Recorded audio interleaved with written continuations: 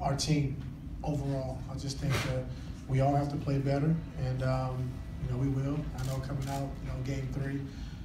So it's not just LeBron; it's our whole team. We all have to play better, and we will. Chris, back left. Ty, Chris Fedor, Cleveland.com. What went into the decision to go with Shump on Kevin Durant? I think it was the second quarter of game 2. And did you get out of that defensively what you wanted to in that matchup and for the scheme that you were trying to? I mean, Durant's a tough cover, and just like LeBron, I started on him to set the tone early. Try to bring a physicality to him, and then after that, we got to put other guys on him so LeBron can get his rest. We asked him to score the basketball, pass the basketball. So with Shump on him, with RJ on him, just trying to give him different looks, and it's gonna be tough to guard him one-on-one anyway. So having LeBron off the ball where he's able to get some steals and roam a little bit and play free safety, it was good for us. So we'll see how it goes.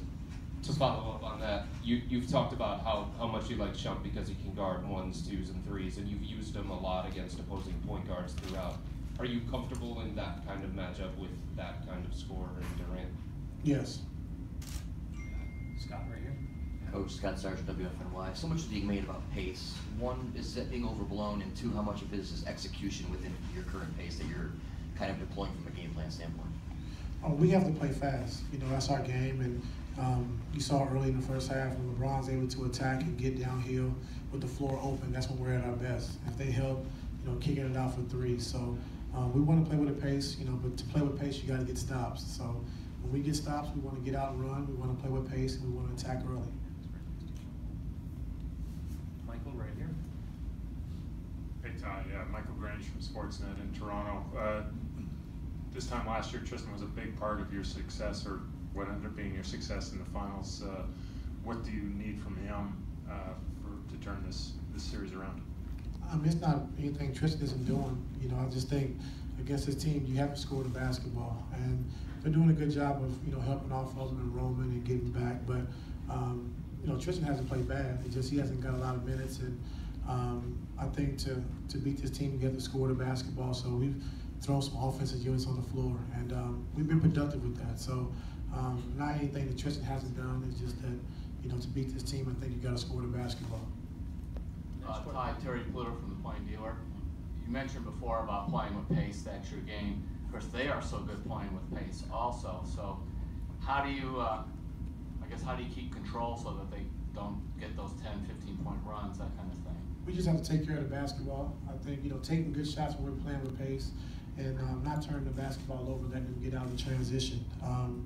So, that's our game. We're not going to change our game because of who we're playing. And I'm confident that we can play that way, and we did it last year. A lot of people said we couldn't, but that's our game. That's who we are. We're not going to change just because we're playing Golden State.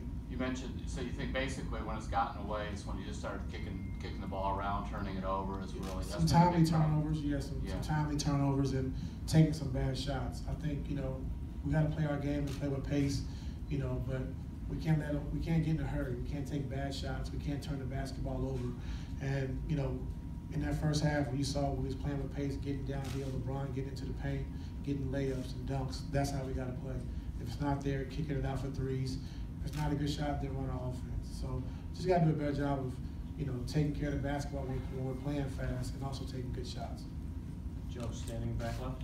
Joe Barton, Cleveland.com. Ty, I apologize if you've been asked this already, but there's been speculation that you would consider swapping JR with Shumpert in the starting lineup. Is that a decision that you've made yet? Nope. What would you weigh if indeed you're I'm thinking about that? Oh, you're not? Okay, so no. JR will start in game 3. Yeah. Any tinkering with player rotations at all that you can share or thinking about? Not that I can share, no. Thanks. Marla, next question here. Marla right now, our Akron Beacon Journal. Just along those lines, but is there a fine line between making too many changes and sort of doing something drastically different at this point in the season? I'm not making a change.